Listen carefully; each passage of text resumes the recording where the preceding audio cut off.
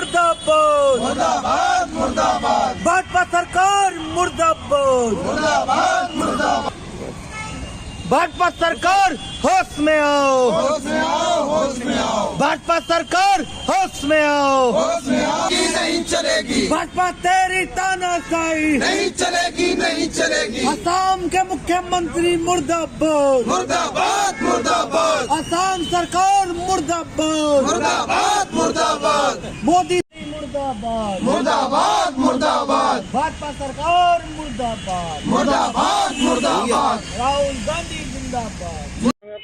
अच्युत दुबे, मैं जिलाध्यक्ष हूँ युवा कांग्रेस बरेली का। क्या मामला?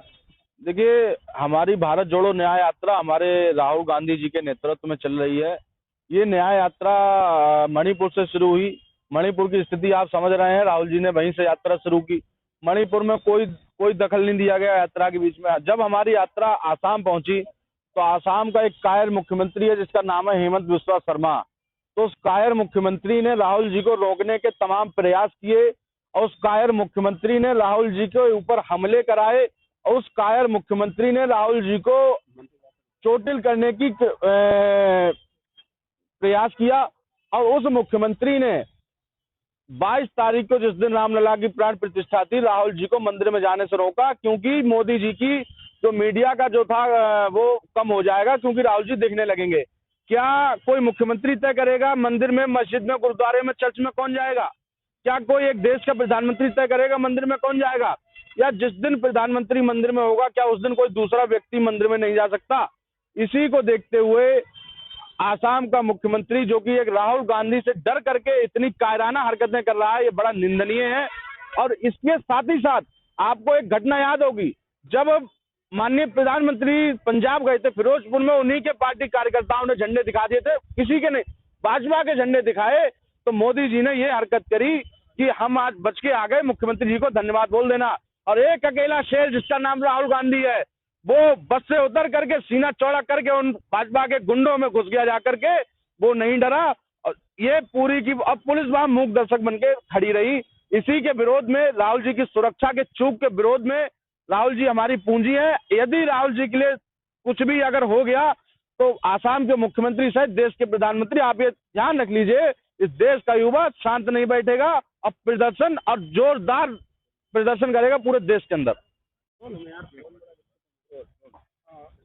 जैसा कि आपको मालूम है, पूरे देश में हाहाकार मचा हुआ है। लगातार बलात्कार की घटनाएं हो रही हैं, लगातार उत्पीड़न हो रहा है। मणिपुर पूरा चल रहा है कंटिन्यू 3-4 महीने से। इसको देखने वाला, इसकी सुध लेने वाला कोई नहीं है।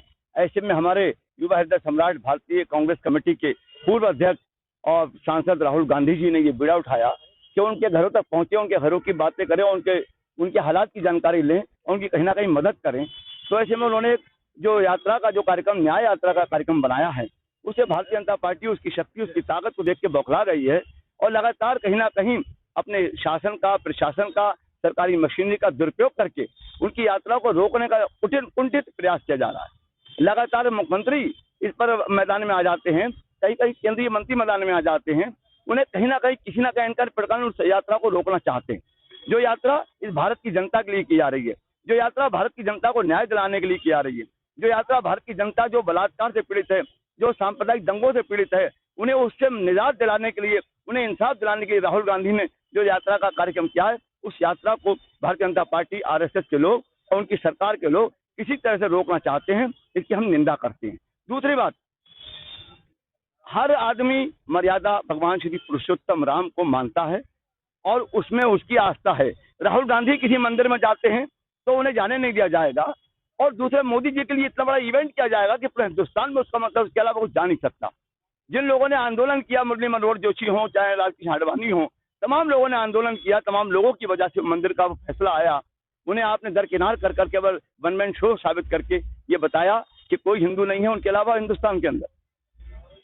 ये मर्यादा पुरुषोत्तम जिसका नाम है, तो मर्यादाओं में रहकर काम करना है, मर्यादाओं को संभाल के रखना है, और आप उस मर्यादाओं को लांघ के काम कर रहे हो। आप उन मर्यादाओं को तोड़ रहे हो तो भगवान राम के भक्त नहीं हो सकते, बल्कि सत्ता के लालच में कहीं ना कहीं आप डूब चुके हैं और कहीं ना कहीं अन्याय कर रहे हैं।